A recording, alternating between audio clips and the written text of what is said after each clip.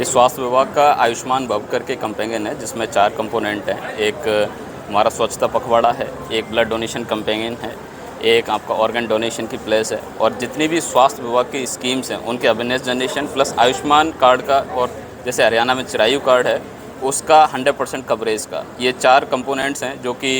आज से इसका इनॉग्रेशन ऑनरेबल प्रेसिडेंट ने किया है, और अब ये थ्रू आउट द कंट्री चलेगा, जिसमें 17 से ये कैंपेन स्टार्ट हो रही है और 2 अक्टूबर को इसका एक पखवाड़ा सेलिब्रेट किया जाएगा। एंड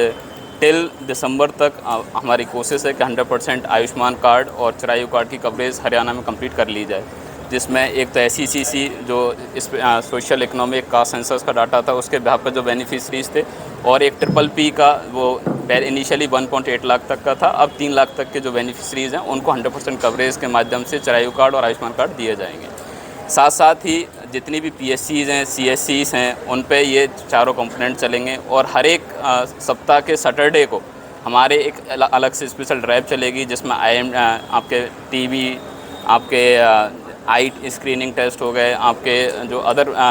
डिसीज़ हैं उनके टेस्ट और स्क्रीनिंग हर सैटरडे को किए जाएंगे, हर एक PSC पर, हर एक CSC पे। तो मैं आप लोगों के माध्यम से लोगों से गुजारिश करूंगा कि जो भी आयुष्मान कार्ड, चिरायु कार्ड के बेनिफिशियरी हैं वो ज़्यादा से ज़्यादा आके नियर बाई PSC सेंटर पे, CSC पे आएँ, सब डिवीजन हॉस्पिटल और सिविल हॉस्पिटल डिस्ट्रिक्ट हेडग्राम जहाँ भी वो नज़दीक पड़े, जहाँ आएँ, अपना एनरोलमेंट कराएँ और कार्ड के बेनिफिशरीज पाएँ। साथ में ही हर सैटरडे को जो हमारे कंपेनियन टेस्ट हो रहे हैं उनमें आके अपनी स्क्रीनिंग कराएँ, अपने हेल्थ चेकअप कराएँ। एंड जितने भी ऑर्गन डोनेशन प्लेस हो रहे हैं,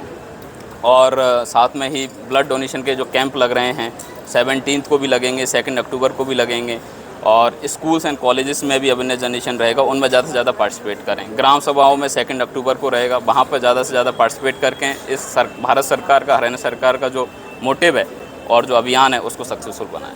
पहले ही सेंटर की स्कीम आयुष्मान के नाम से थी, हरियाणा में उसी का चिरायु कार्ड कर दिया गया, जिसमें 5 लाख तक का आपको बेनिफिट जो सरकार ने हॉस्पिटल्स पैनल कर रखे हैं उनमें जाके आप 5 लाख तक का फ्री ट्रीटमेंट पा सकते हैं। तो जैसे यहाँ पे बेनिफिशरीज की लिस्ट ऑलरेडी हेडक्वार्टर से, MHA से,